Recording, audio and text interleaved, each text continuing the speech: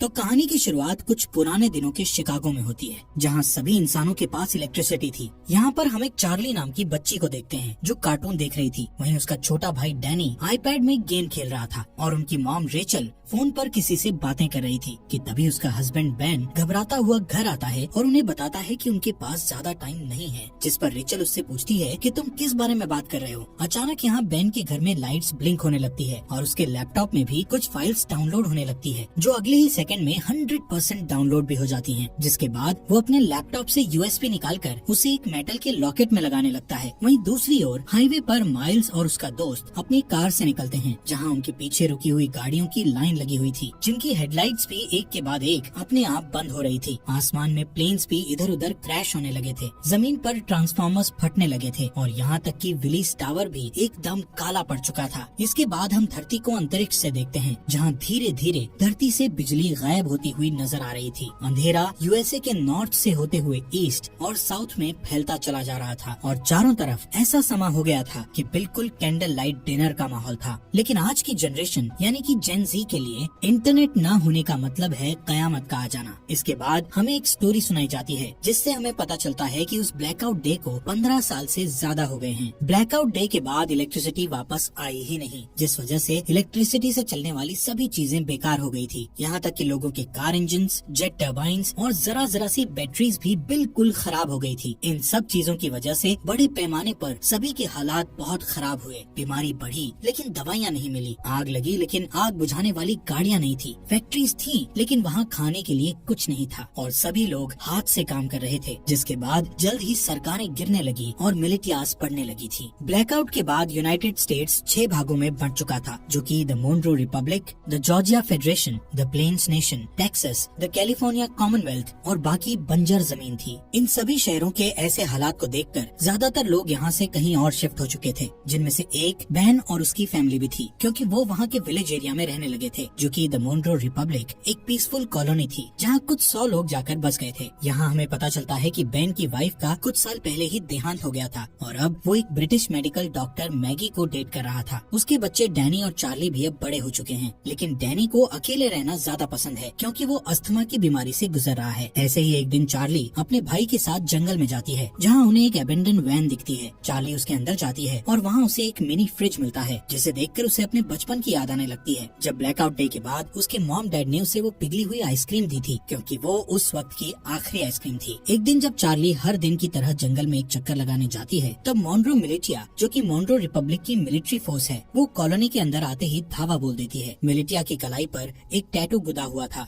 जो कि Monro Republic के मेंबर्स का सिंबल था, जिससे उन्हें पहचाना जा सकता था। अब क्योंकि ये मोनरो रिपब्लिक के सेटलमेंट का समय है, इसलिए वहाँ रहने वाले सभी लोगों को टैक्स के रूप में अपनी फसलें देना उनकी जिम्मेदारी है। हालांकि बेन जानता है कि ये टैक्स से कहीं ज्यादा है। बेन को लगता है कि उनके साथ कुछ बुरा होने वाला है, इसलिए वो अपने सबसे अच्छे दोस्त आरोन के पास जाता है और उसे वो लॉकेट दे देता है, जिसमें बेन ने मूवी के शुरू में वो यूएसबी लगाया था। बेन आरोन से कहता है कि चाहे कुछ भी हो जाए, तुम्हें इस लॉकेट को कुछ नहीं होने देना। तभी उस मिलिटिया ग्रुप का कैप्टन मेजर टॉम नेवेल वहाँ आ जाता है और बेन को अपने साथ चलने के लिए कहता है। वो उससे उसके भाई माइल्स के बारे में पूछता है, जिस पर बेन कहता है कि वो माइल्स से पिछले 15 सालों से नहीं मिला है। वहाँ मौजूद सभी लोग डर के मारे देखते हैं कि मिलिटिया ग्रुप अपने कदम वापस लेने लगता है कि अचानक वहाँ डैनी आकर उनकी ओर क्रॉसबो पॉइंट करता हुआ अपने डैड को ना ले जाने की धमकी देता है। बेन उसे शांत करने की कोशिश करता है, लेकिन इससे कोई फायदा नहीं होता और गलती से डैनी उन पर गोली चला देता है, जिससे वहाँ मौजूद एक दुश्मन मारा जाता है। ये देखकर एकदम से सभी लोग मिलिटिया पर हमला करना शुरू कर देते हैं, लेकिन इस लड़ाई में उनका कोई मुकाबला नहीं होता और कई लोग मिलिटिया द्वारा मारे जाते हैं, जिसमें टॉम और बाकी लोगों को छोड़ दिया जाता है। लेकिन मिलिटिया ने डैनी को बंदी बना लिया था। कुछ देर बाद जब चार्ली वापस अपने घर आती है, तो यहाँ वो अपने डैड को खून में लथपथ पाती है, जहाँ वो अपनी आखिरी सांसें ले रहा था। वो उसे बताता है कि डैनी को मिलिटिया के लोग किडनैप करके ले गए हैं और अब उन लोगों की आखिरी उम्मीद सिर्फ माइल्स ही है, जो शिकागो में कहीं रह रहा है। चार्ली रोते हुए हुए अपने डैड को बचाने की कोशिश करती है, लेकिन बेन मरने से पहले उसे अंकल माइल्स को ढूंढने के लिए कहता है, जिसके बाद उसकी मौत हो जाती है। अपने डैड के ऐसे मरने से चार्ली पूरी तरह टूट चुकी थी, लेकिन उसके पास शोक मनाने तक का टाइम नहीं था। वो अपना सामान पैक करती है और अकेले बाहर निकलने के लिए तैयार हो जाती है, लेकिन मैगी और आरॉन उसे अकेले नहीं जाने देते, जिसके बाद वो खुद उसके साथ जाने को तैयार हो जाते हैं, जो चार्ली को बिल्कुल पसंद नहीं आता। इसके बाद तीनों खतरनाक रास्तों से होते हुए पूरे दिन सफर करते हैं, जिससे तीनों के बीच बॉन्ड और भी ज्यादा मजबूत हो जाता है। अगले दिन चार्ली जब पानी लेने के लिए झरने के पास जाती है तो उसे एक नेट नाम का लड़का दिखता है, जिसे देखकर वो वहीं रुक जाती है। अब क्योंकि पूरी दुनिया ब्लैकआउट में चली गई थी, इसलिए तब के बाद से हर इंसान को पहली बार में देखकर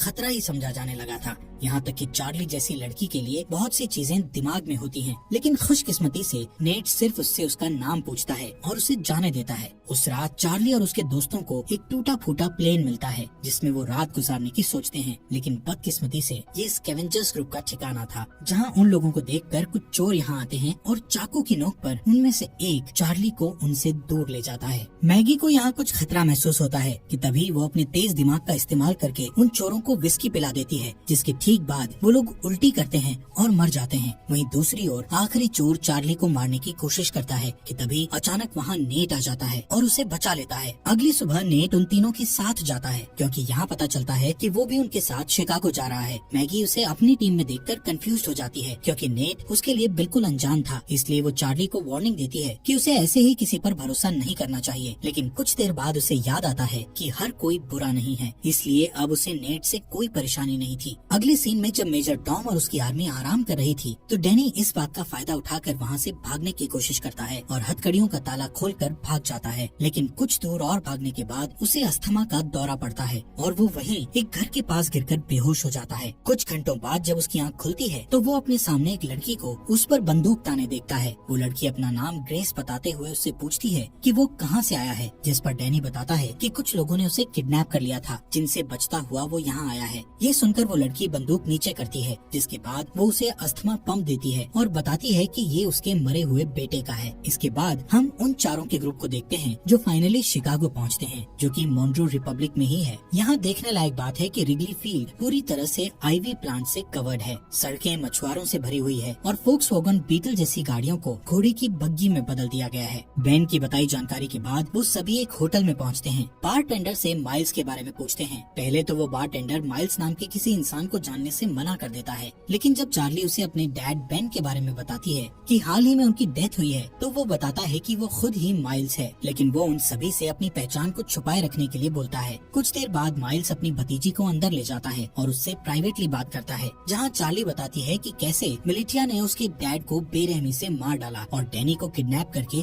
अपने साथ ले गए। जिसके बाद चार्ली उससे पूछती है कि वो लोग हमारी फैमिली के पीछे क्यों पड़े हैं, जिस पर माइल्स कहता है कि जरूर बेन कुछ न कुछ उस ब्लैकआउट के बारे में जानता था। वो कहता है कि मोन्ट्रो रिपब्लिक के लीडर जनरल मोन्ट्रो एक क्रूअल डिक्टेटर था, जो पूरे देश और पूरी दुनिया को अपने कब्जे में करना चाहता था, लेकिन उसके लिए उसे कुछ हथियारों की जरूरत थी, जैसे कि फाइटर प्लेन्स, टैंक्स और यहाँ तक न्यूक्लियर बॉम्ब्स। और क्योंकि बेन अकेला ऐसा इंसान था जो ब्लैकआउट क्यों हुआ था उसके बारे में जानता था और मोन्ट्रो को विश्वास था कि वो इससे निपट सकता है। ये सब सुनने के बाद चार्ली अपने भाई डैनी को लेकर और ज्यादा चिंतित हो जाती है और अपने अंकल से उसकी मदद करने के लिए कहती है, लेकिन सरप्राइजिंगली वो उसकी मदद करने से साफ मना कर देता है, क्योंकि उसका मानना था कि ये काम बहुत रिस्की है और वो इस काम को करने के लायक नहीं है। जिससे नाराज होकर चार्ली वापस अपने ग्रुप के पास जाने के लिए तैयार हो जाती है। उसे परेशान देखकर नेट माइल्स के पास बिल्कुल लड़ने के मूड में जाता है, लेकिन तभी माइल्स नेट का हाथ पकड़कर उठता है, जहाँ पता चलता है कि नेट भी मोन्ट्रो मिलिटिया का मेंबर है और वो चार्ली और उसके दोस्तों के साथ मिलकर माइल्स तक पहुँचना चाहता था।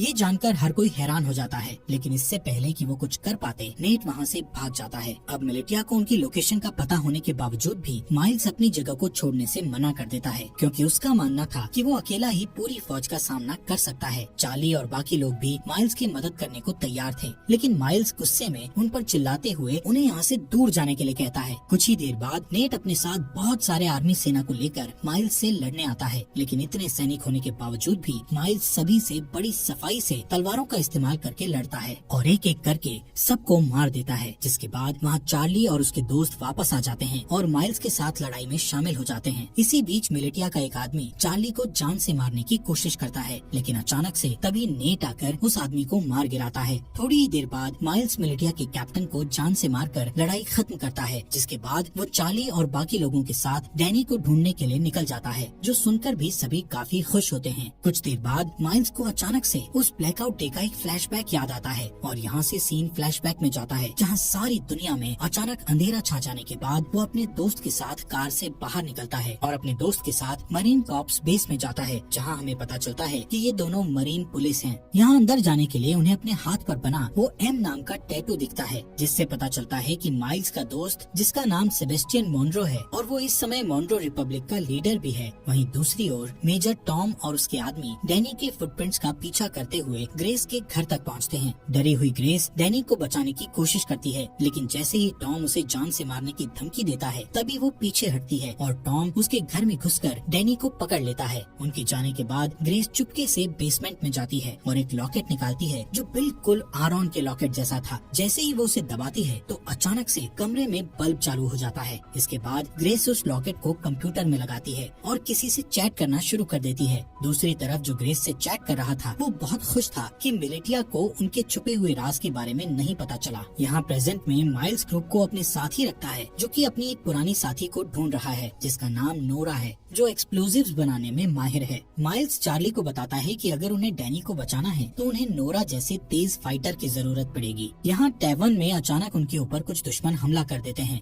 लेकिन इस बार भी माइल्स सबको हरा देता है। तभी वो एक आदमी को पकड़ता है और उसका गला घोटते हुए नोरा की लोकेशन पूछता है। यहाँ हमें पता चलता है कि नोरा को भी मिलिटिया ने पकड़ रखा है और इस समय वो मिलिटिया में एक नौकर बनकर रह रही है। उस रात माइल्स अकेले ही बाहर जाने का फैसला करता है, ये कहते हुए कि वहाँ जाना खतरे से खाली नहीं है। जिसके बाद वो रेडी होकर बाकी ग्रुप के लोगों को लॉवेल इंडियाना में अगले 2 वीक बाद मिलने के लिए कहता है। हालांकि अगली सुबह जब मैगी और आरॉन जागते हैं तो उन्हें पता चलता है कि जिद्दी चार्ली भी माइल्स के साथ निकल गई है, जो चीज उन्हें बिल्कुल अच्छी नहीं लगती। अब उनके पास कोई चारा नहीं बचा था, इसलिए आरॉन मैगी को लॉकेट देता है जो कि बेन ने उसे दिया था। वो ये भी बताता है कि बेन ने उन्हें ग्रैंड पार्क में एक लेडी से मिलने के लिए भी कहा था, जो और कोई नहीं बल्कि ग्रेस ही है। हालांकि दोनों अभी भी चार्ली को लेकर चिंतित हैं, लेकिन उन्हें लगता है कि वो ठीक हो जाएगी और इसके बदले वो ग्रेस को ढूंढने के लिए ग्रैंड पार्क जाने लगते हैं। ये दोनों ग्रेस को ढूंढने निकल जाते हैं, जहाँ इन्हें लगता है कि ग्रेस ही वो की हो सकती है जिससे अर्थ पर इलेक्ट्रिसिटी को वापस लाया जा सकता है। वहीं दूसरी ओर जब मेजर टॉम अपनी सेना को लीड करते हुए अपने अड्डे की ओर जा रहे थे कि तभी अचानक एक गोली चलने की आवाज सुनाई देती है, जो सुनते ही वो लोग अपना रास्ता बदलकर उस गन शॉट की आवाज का पीछा करते हैं। जिसका पीछा करते करते वो लोग एक छोटे से घर तक पहुँचते हैं, जहाँ इन्हें पता चलता है कि इस मोनरो रिपब्लिक में आम इंसान अपने पर्सनल बंदूकें और गोला बारूद नहीं रख सकते। इसी वजह से सभी लोग क्रॉसबोज और दूसरे हथियारों का इस्तेमाल करते हैं। इसी के चलते मेजर टॉम उस घर के मालिक को धमकी देता है कि वो अपने घर के सभी हथियारों को उन्हें दे दे। उस आदमी को लगता है कि वो हथियार देने के बाद भी मारा जाएगा, इसलिए वो अपने घर से एक बंदूक निकालकर बाहर खड़े एक आदमी को गोली मार देता है कि तभी मेजर टॉम उस आदमी को गोली मारकर उड़ा देता है।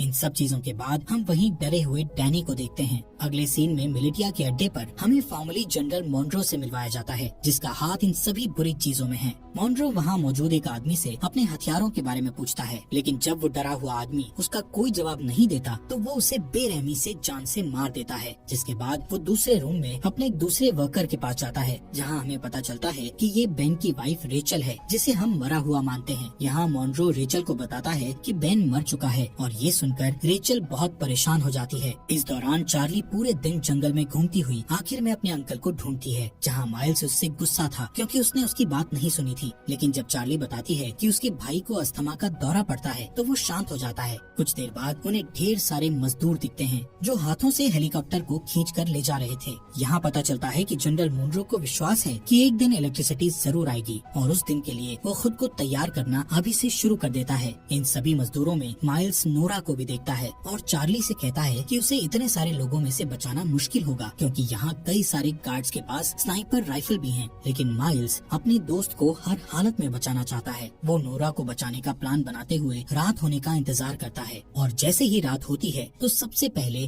चार्ली डिस्ट्रैक्शन पैदा करती है और वहाँ मौजूद गार्ड्स को भगा देती है। फिर वो वहाँ गार्ड्स के पीछे छुप जाता है और आखिर में नोरा को बचाकर अपने साथ ले जाता है। लेकिन इस बात से नोरा नाराज हो जाती है क्योंकि वो खुद जानबूझकर कैदी बनी हुई थी क्योंकि उसे उनकी राइफल चुरानी थी। उन स्नाइपर्स के पास ऐसे हथियार हैं जो आमतौर पर मिलना मुश्किल है। कुछ देर बाद माइल्स नोरा से कहता है कि उसे अपनी भतीजी को बचाने के लिए उसकी मदद चाहिए, जिसके लिए वो तुरंत मान जाती है। लेकिन इसके बदले वो उससे स्नाइपर्स से राइफल चुराने में मदद मांगती है। माइल्स को ये मुश्किल लगता है लेकिन इस समय उसके पास नोरा की बात मानने के अलावा कोई चारा नहीं था। थोड़ी देर बाद वो तीनों पास की एक झोपड़ी में जाते हैं जहाँ वो तीनों डैनी को बचाने की प्लानिंग करते हैं। बारूद का यूज करके नोरा एक टेम्पररी हथियार बनाती है जिसका इस्तेमाल वो उन स्नाइपर्स वाले गार्ड को मारने के लिए करेंगे। लेकिन एक दिक्कत ये है कि इस हथियार का असर सिर्फ कुछ मीटर्स तक ही रहेगा, जिसका मतलब हुआ कि उनमें से किसी एक को गार्ड के पास जाकर उन्हें गोली मारनी होगी। वो लोग प्लान करते हैं कि माइल्स और नोरा आसानी से उनकी पकड़ में आ जाएंगे, लेकिन चार्ली उनका आखिरी ऑप्शन होगा।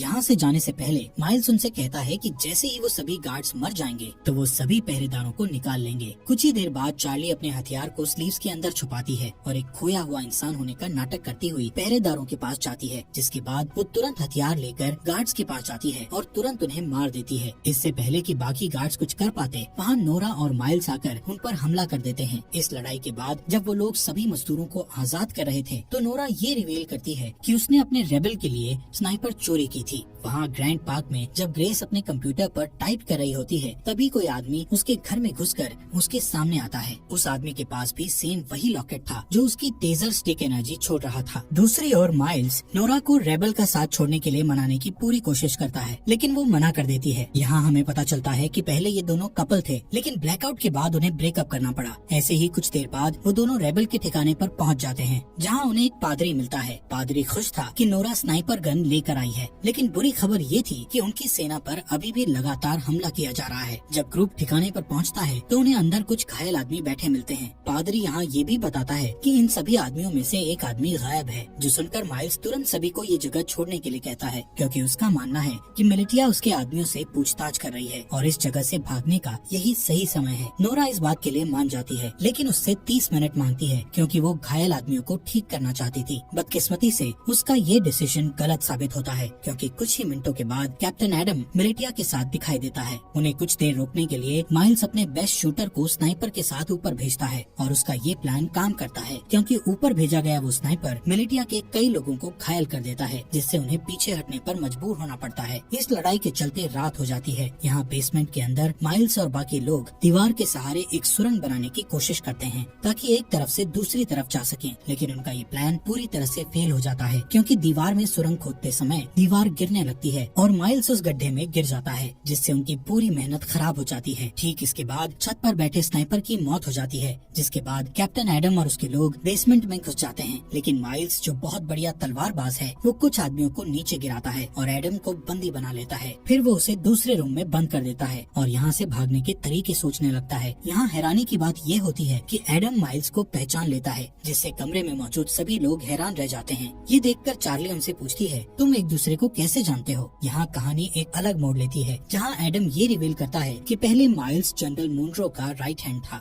यहाँ तक कि माइल्स वो इंसान है जिसने मिलिटिया को लड़ना सिखाकर इतना खतरनाक बनाया है। लेकिन इतना रिवील होने के बावजूद भी माइल्स उन्हें मारने पर अपना फोकस रखता है। माइल्स उनके सामने एक डील रखता है जिसमें वो खुद को मुनरो मिलिटिया के सामने सरेंडर करेगा, लेकिन उसके बदले में उसके ग्रुप के किसी भी इंसान को कोई नुकसान नहीं पहुँचाया जाएगा। किसी वजह से एडम ये डील एक्सेप्ट कर लेता है। हो सकता है उसे अपनी जान की परवाह हो इसलिए। खैर इसके बाद जल्द ही माइल्स को मुनरो मिलिटिया ले जाया जाता है। यहाँ से सीन फ्लैशबैक में जाता है जहाँ हम ब्लैकआउट के 2 वीक बाद का सीन देखते हैं, जब माइल्स अपने भाई को ढूंढने के लिए शिकागो आया था और उसका सबसे अच्छा दोस्त मुनरो भी उसके साथ था। वहीं रास्ते में उन्हें 2 आदमी मिलते हैं जिनमें से एक आदमी दूसरे को बहुत बुरी तरह पीट रहा था। एक अच्छा इंसान होने के नाते माइल्स उनके पास जाता है और अपनी बंदूक निकालकर उनमें से एक को गोली मार देता है। इसके बाद दोनों दोस्त उस बचे हुए चोटिल इंसान की मदद करते हैं जो और कोई नहीं बल्कि कैप्टन एडम ही था, और इसीलिए वो आज तक माइल्स की इतनी रिस्पेक्ट करता है क्योंकि उसने उसकी जान बचाई थी। यहाँ से सीन वापस प्रेजेंट में आता है। जैसे ही माइल्स मिलिटिया को अपनी जगह पर ले जा रहा था तो रास्ते में वो एक ब्रिज पार करते हैं जहाँ जहाँ अचानक से एक एक्सप्लोजन होता है जिससे सभी लोग चौंक जाते हैं और इसी दौरान नोरा और चार्ली माइल्स को उनसे बचा लेते हैं। वहाँ से जाने से पहले वो एक और एक्सप्लोजन करते हैं जिससे वो पकड़े न जाएं। वहीं दूसरी ओर मैगी और आरॉन जो ग्रेस को ढूंढने के मिशन पर हैं, आखिरकार वो उसके घर तक पहुँच जाते हैं, लेकिन उस घर में कोई भी नहीं था क्योंकि ग्रेस ने ये घर छोड़ दिया था। यहाँ आरॉन जो गूगल का एक पुराना एम्प्लॉय होने का दावा करता है और कहता है कि वो कंप्यूटर के बारे में बहुत कुछ जानता है। इसके बाद वो बेसमेंट में जाता है जहाँ उसे ग्रेस का कंप्यूटर रखा मिलता है, जिसे देखकर पता चलता है कि इसे हाल ही में बनाया गया था, जिससे पता चलता है कि यहाँ इलेक्ट्रिसिटी थी। हालांकि जब वो कई घंटों तक कंप्यूटर की जांच पड़ताल करता है तो उसे वहाँ कोई सुराग नहीं मिलता। आरॉन थक जाता है और ऊपर जाकर वो कंप्यूटर मैगी को दिखाता है। तभी उसका लॉकेट चमकने लगता है और पास में रखे हेडफोन में गाना बजना शुरू हो जाता है, जहाँ मैगी के आईफोन में जान सी आ जाती है, जिसकी वजह से वो कई सालों बाद अपने बच्चों को